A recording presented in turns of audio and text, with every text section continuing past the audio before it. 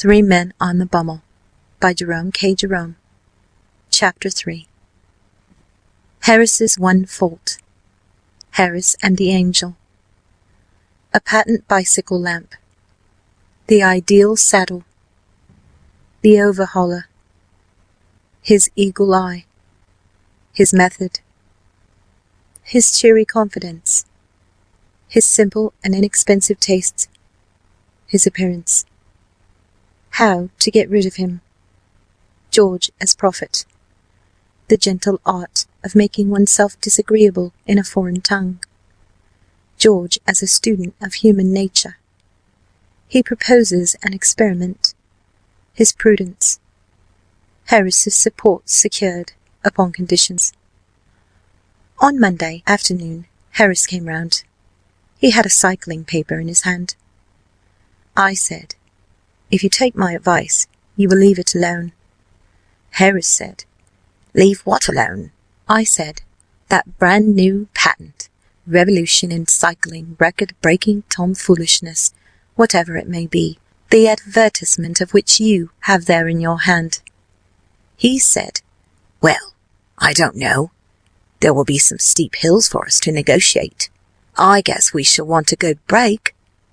I said, "We shall want a break. I agree.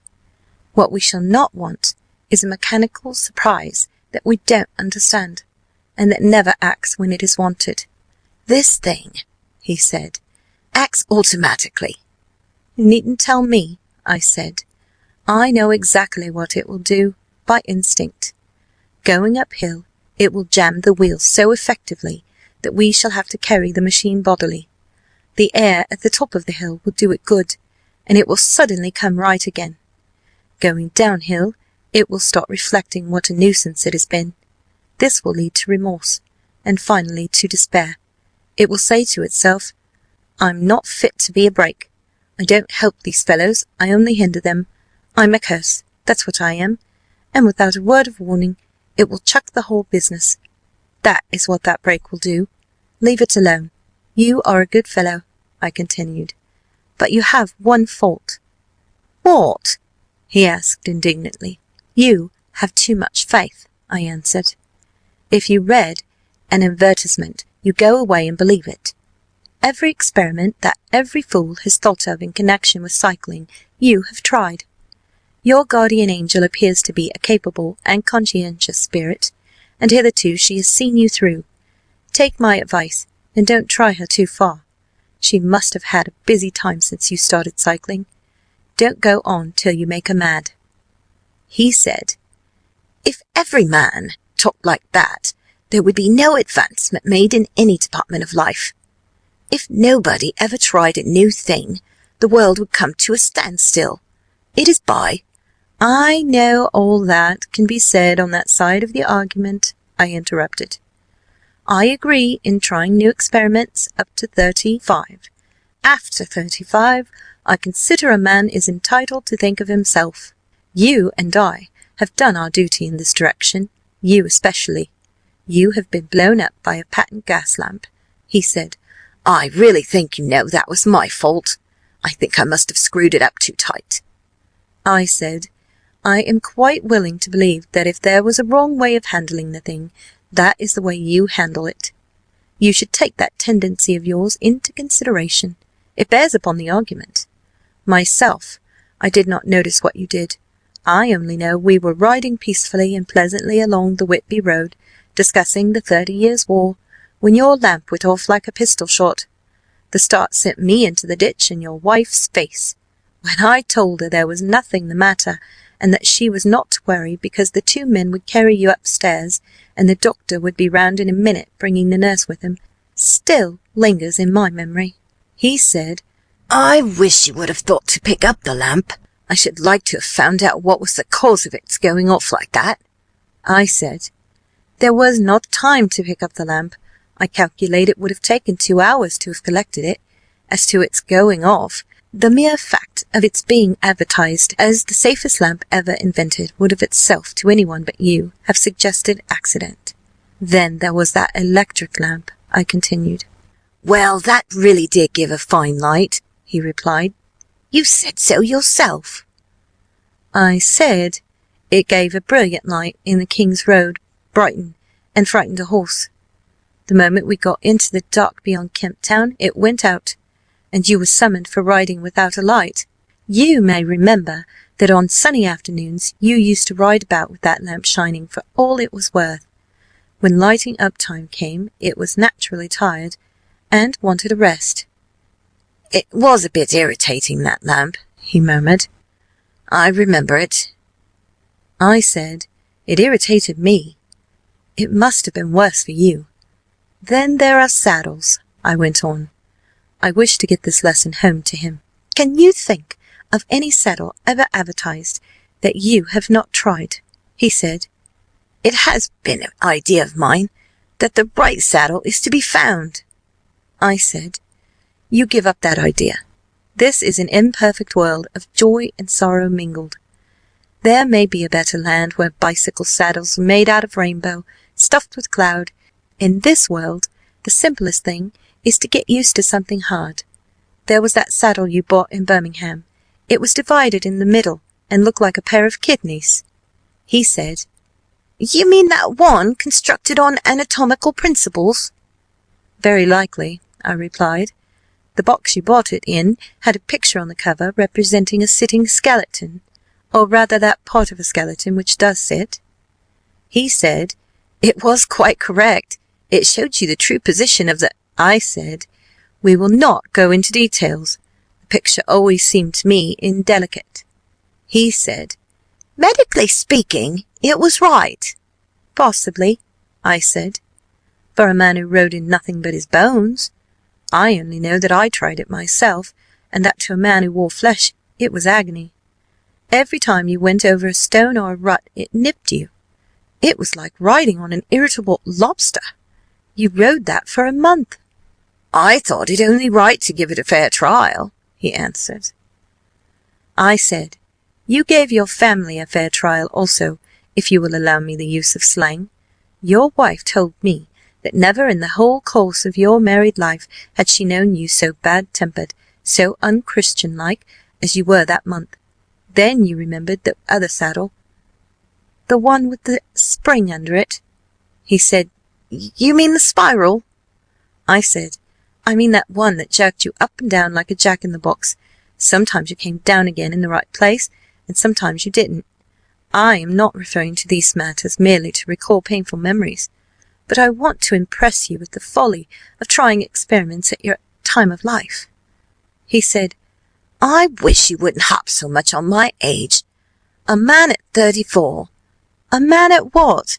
he said. "If you don't want the thing, don't have it. If your machine runs away with you down a mountain, and you and George get flung through the church roof, don't blame me." "I cannot promise for George," I said. "A little thing will sometimes irritate him, as you know. If such an accident as you suggest happened, he may be cross, but I will undertake to explain to him that it was not your fault." "Is the thing all right?" he asked. "The tandem," I replied, "is well." He said, "Have you overhauled it?" I said, "I have not, nor is anyone else going to overhaul it. The thing is now in working order, and it is going to remain in working order till we start. I have had experience of this overhauling. There was a man at Folkestone I used to meet him on the Leas. He proposed one evening we should go for a long bicycle ride together on the following day, and I agreed. I got up early for me. I made an effort, and was pleased with myself. He came in half an hour late. I was waiting for him in the garden. It was a lovely day. He said, "That's a good-looking machine of yours. How does it run?" "Oh, like most of them," I answered. "Easily enough in the morning. Goes a little stiffly after lunch." He caught hold of it by the front wheel and the fork, and shook it violently. I said, "Don't do that. You'll hurt it." I did not see why he should shake it. It had not done anything to him. Besides, if it wanted shaking, I was the proper person to shake it. I felt such as I should had he started whacking my dog. He said, "This front wheel wobbles." I said, "It doesn't if you don't wobble it." It didn't wobble, as a matter of fact. Nothing worth calling a wobble. He said, This is dangerous. Have you got a screw hammer?" I ought to have been firm, but I thought that perhaps he really did know something about the business. I went to the tool shed to see what I could find. When I came back, he was sitting on the ground with the front wheel between his legs. He was playing with it, twiddling it around between his fingers. The remnant of the machine was lying on the gravel path beside him. He said, "Something has happened to this front wheel of yours." "It looks like it, doesn't it?" I answered. But he was the sort of man that never understands satire. He said, "It looks to me as if the bearings were all wrong."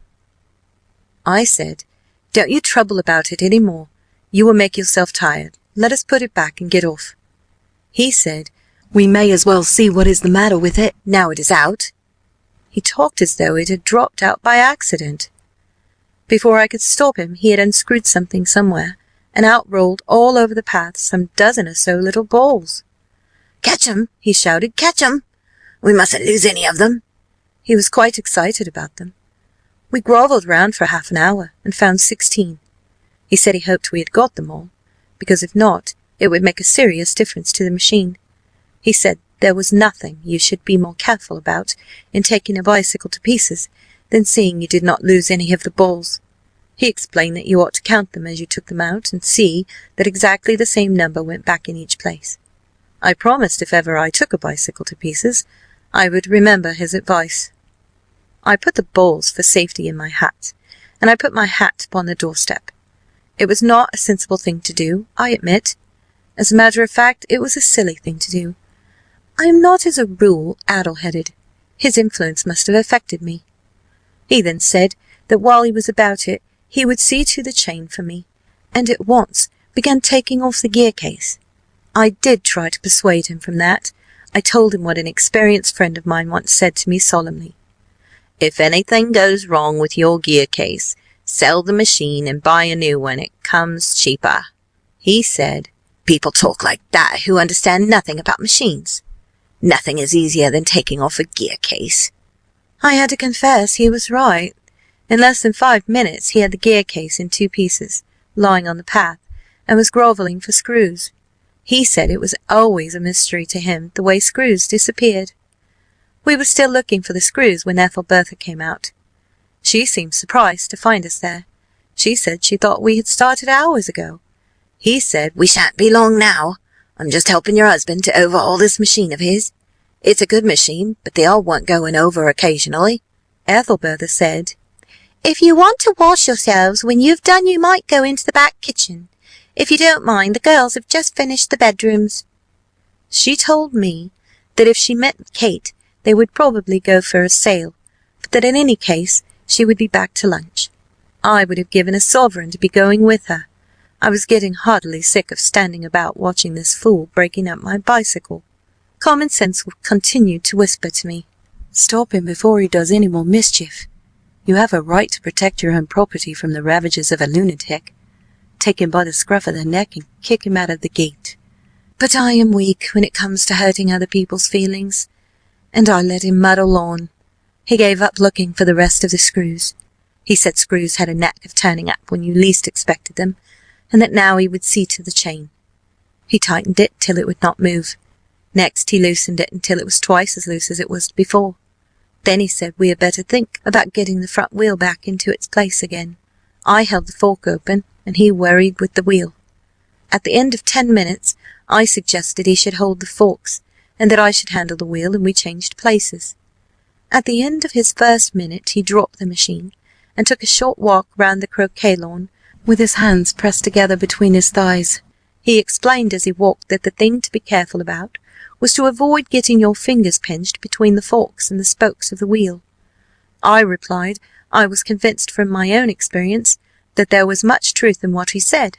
He wrapped himself up in a couple of dusters, and we commenced again. At length we did get the thing into position, and the moment it was in position he burst out laughing. I said, "What's the joke?" He said, "Well, I'm an ass." It was the first thing he had said that made me respect him. I asked him what had led him to this discovery. He said, "We've forgotten the balls." I looked for my hat. It was lying topsy-turvy in the middle of the path. and Ethelbertha's favourite hound was swallowing the balls as fast as he could pick them up. "He will kill himself," said Epson. I have never met him since that day, thank the Lord, but I think his name was Epson. "They are solid steel," I said. I am not troubling about the dog. He has had a bootlace and a packet of needles already this week. Nature's the best guide. Puppies seem to require this kind of stimulant. What I am thinking about is my bicycle. He was of a cheerful disposition. He said, "Well, we must put back all we can and trust to Providence." We found 11. We fixed 6 on one side and 5 on the other, and half an hour later the wheel was in its place again. It need hardly be added that it really did wobble now. A child might have noticed it. Epson said it would do for the present. He appeared to be getting a bit tired himself. If I had let him, he would, I believe, at this point have gone home. I was determined now, however, that he should stop and finish. I had abandoned all thoughts of a ride. My pride in the machine he had killed. My only interest lay now in seeing him scratch and bump and pinch himself.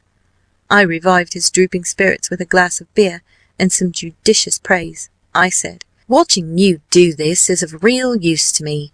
It is not only your skill and dexterity that fascinates me, it is your cheery confidence in yourself, your inexplicable hopefulness that does me good." Thus encouraged, he set to work to refix the gear case. He stood the bicycle against the house and worked from the off side. Then he stood it against a tree and worked from the near side. Then I held it for him while he lay on the ground with his head between the wheels and worked at it from below, and dropped oil upon himself. Then he took it away from me and doubled himself across it like a pack saddle, till he lost his balance and slid over on to his head. 3 times he said, "Thank heaven, that's right at last," and twice he said, "No, I'm damned if it is after all." What he said the 3rd time I try to forget. Then he lost his temper and tried bullying the thing. The bicycle, I was glad to see, showed spirit, and the subsequent proceeding degenerated into little else than a rough and tumble fight between him and the machine. One moment the bicycle would be on the gravel path and he on top of it. The next, the position would be reversed, he on the gravel path, the bicycle on him. Now he would be standing, flushed with victory, the bicycle firmly fixed between his legs, but his triumph would be short-lived. By a sudden quick movement it would free itself and turn upon him, hit him sharply over the head with one of its handles. At 1:15, dirty and dishevelled, cut and bleeding, he said, "I think that will do," and rose and wiped his brow.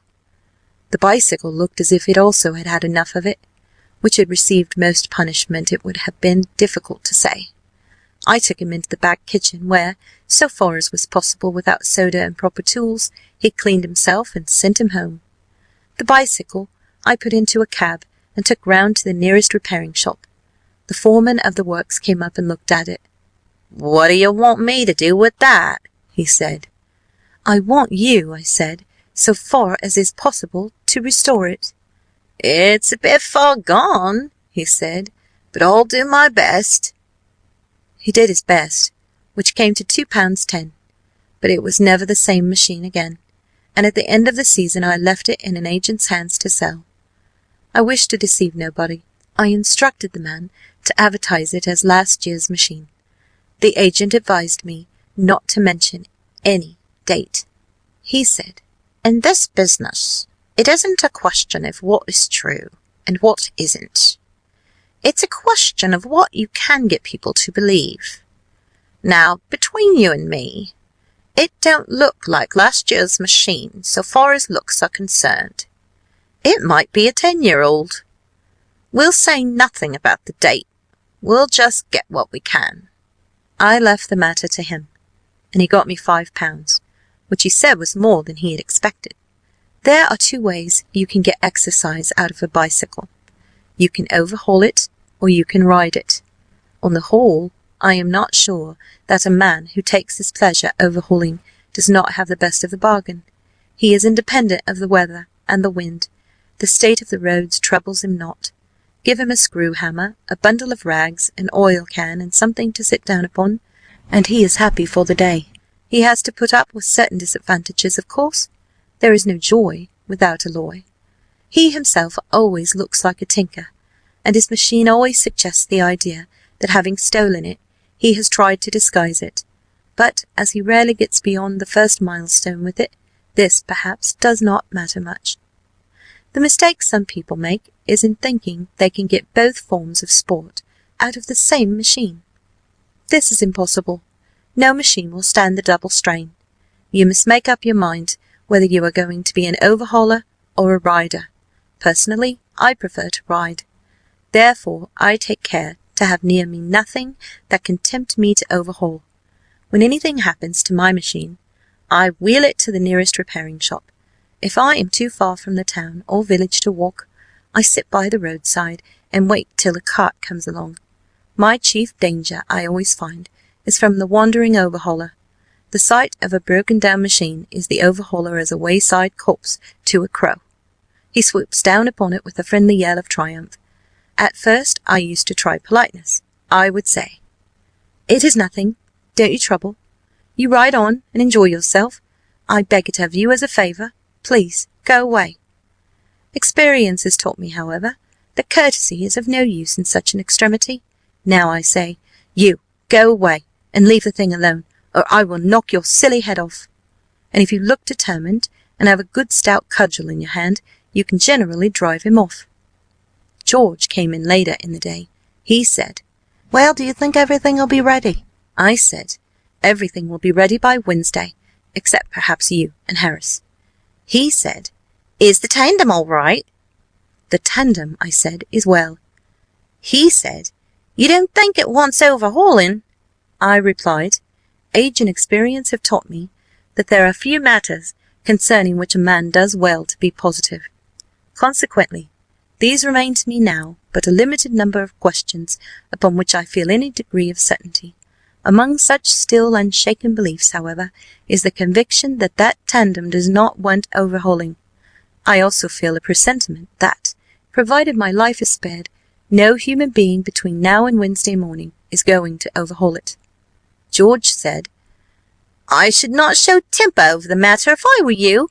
There will come a day, perhaps not far distant, when that bicycle, with a couple of mountains between it and the nearest repairing shop, will, in spite of your chronic desire for rest, have to be overhauled.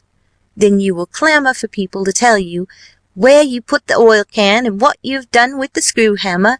Then while you exert yourself holding the thing steady against a tree, you will suggest that somebody else should clean the chain and pump the back wheel." I felt there was justice in George's rebuke, also a certain amount of prophetic wisdom. I said, "Forgive me if I seemed unresponsive. The truth is, Harris was round this morning." George said, "Say no more. I understand. Besides, what I came to talk to you about was another matter. Look at that." He handed me a small book bound in red cloth. It was a guide to English conversation for the use of German travellers. It commenced on a steamboat and terminated at the doctor's, its longest chapter being devoted to conversation in a railway carriage among apparently a compartment load of quarrelsome and ill-mannered lunatics. "Can you not get further away from me, sir?" "It is impossible, madam. My neighbour here is very stout." "Shall we not endeavour to arrange our legs?" "Please have the goodness to keep your elbows down.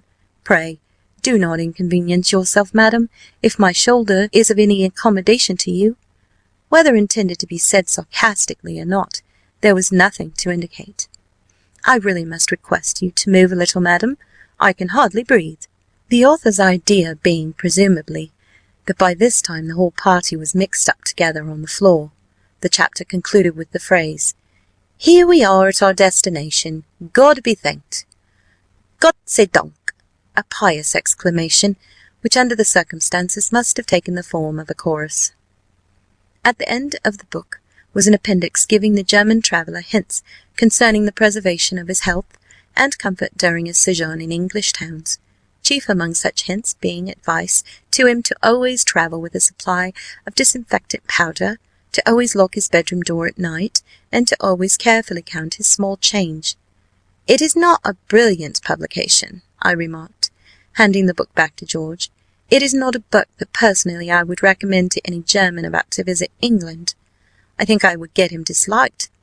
But I have read books published in London for the use of English travellers abroad, every whit as foolish. Some educated idiot, misunderstanding 7 languages, would appear to go about writing these books for the misinformation and false guidance of modern Europe. You cannot deny, said George, that these books are in large request. They are bought by the thousand, I know. In every town in Europe there must be people going about talking this sort of thing. Maybe, I replied, but fortunately nobody understands them. I have noticed myself men standing on railway platforms and at street corners reading aloud from such books. Nobody knows what language they are speaking. Nobody has the slightest knowledge of what they are saying. This is perhaps as well. Were they understood, they would probably be assaulted. George said, "Maybe you're right. My idea is to see what would happen if they were understood. My proposal is to get to London early on Wednesday morning and spend an hour or 2 going about and shopping with the aid of this book. There are 1 or 2 little things I want, and a hat and a pair of bedroom slippers, among other articles. Our boat does not leave Tilbury till 12, and that just gives us time. I want to try this sort of talk where I can properly judge of its effect. I want to see how the foreigner feels when he is talked to in this way." It struck me as a sporting idea. In my enthusiasm, I offered to accompany him and wait outside the shop. I said I thought that Harris would like to be in on it too, or rather outside. George said that was not quite his scheme. His proposal was that Harris and I should accompany him into the shop, with Harris, who looks formidable, to support him, and myself at the door to call the police if necessary. He said he was willing to adventure the thing. We walked round to Harris's and put the proposal before him. He examined the book, especially the chapters dealing with the purchase of shoes and hats. He said, "If George talks to any bootmaker, or any hat of the things that are put down here, it is not support he will want. It is carrying to the hospital that he will need." That made George angry. "You talk," said George, "as though I were a foolhardy boy without any sense. I shall select from the more polite and less irritating speeches. The grosser insults I shall avoid." This being clearly understood, Harris gave in his adhesion, and our start was fixed for early Wednesday morning. End of chapter 3.